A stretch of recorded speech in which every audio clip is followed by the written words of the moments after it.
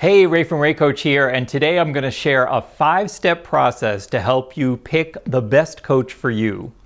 When you're certain that you already want to coach, it's important to be a savvy consumer. Now, if you're still not sure whether you want coaching or what coaching is or what coaching isn't, check out the video that I've linked in the description on what coaching is or isn't.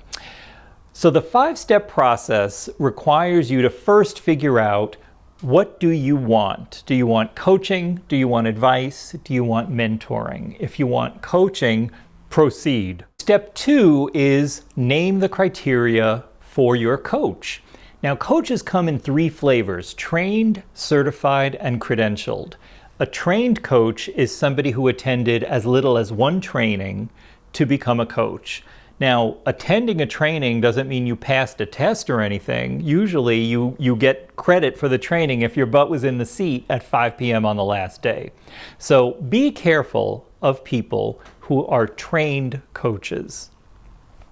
The next level up is certified coaches, and I would argue no coach you hire should be anything less than certified. Certified by the International Coach Federation means that you went through a process that's usually about a year long, and it includes mentoring from a master coach, lots of feedback and practice, passing a written test, and passing a coaching test at the very end. Certification is a really important part of a coach's development. So I say, go for certified. The next step up is credentialed. A credentialed coach is somebody who, through the International Coach Federation, the ICF, maintains their professional development and meets certain standards as well as written and performance tests to maintain their credential as a coach. Now, there aren't other licenses that states or governments provide right now in the United States and North America for coaching. There are processes globally that may end up in more credentials for and licensing for coaches. But for right now, I would say go with the ICF credential or certified. So I'm credentialed, and the credential I hold is the second of 3. The first one is ACC, Associate Certified Coach. The second is PCC, Professional Certified or Credentialed Coach. Finally, MCC, Master. So associate, lower on the pay scale, lower on the experience scale. PCC, middle of the road, middle of the career. Master, absolutely as highly accomplished as you can imagine a coach to be. So pay attention to whether your coach is trained, certified, or credentialed. And if they're credentialed, find out what credential it is, because that will help you figure out how much they're going to charge. The next criterion you should think about is, what expertise or specialty should your coach have? Coaches had a professional career before becoming coaches, and sometimes they're 2 things at the same time: a coach and a consultant on some issue or topic. Think about what life experience, professional experience, or focus or niche your coach needs to have. For example, new coaches often say, I'm expert at coaching. I can coach anyone in any issue. And while that's a wonderful wish dream, it actually doesn't help in reality for most clients. Most clients want to be heard and seen. They want their life to make sense to the person who's coaching them, and they want their coach to speak the same language and understand the issues that they're facing. For example, one time I had a sample session with a coach who kept countering what I was bringing up as experiences of microaggressions on my job. She kept coming back with, but isn't that just this?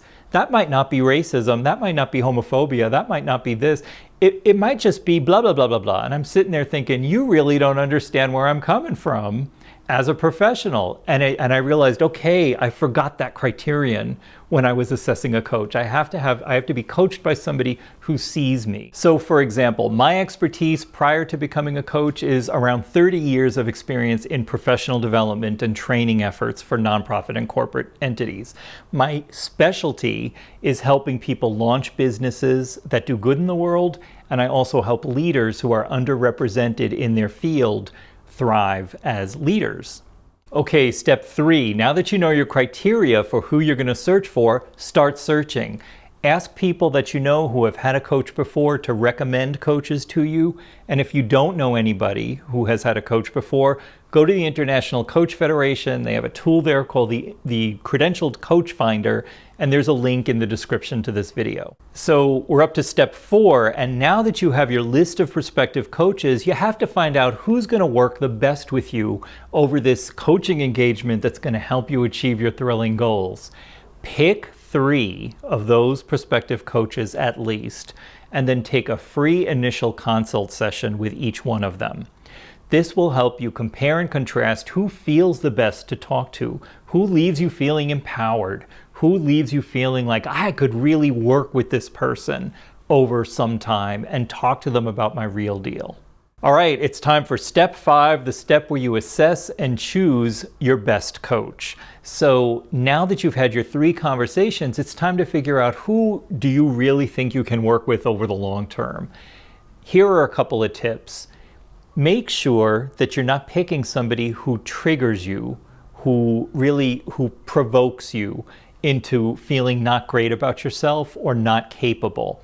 That may have been useful if you're hiring a Marine drill sergeant. It's not so useful if you're hiring a coach.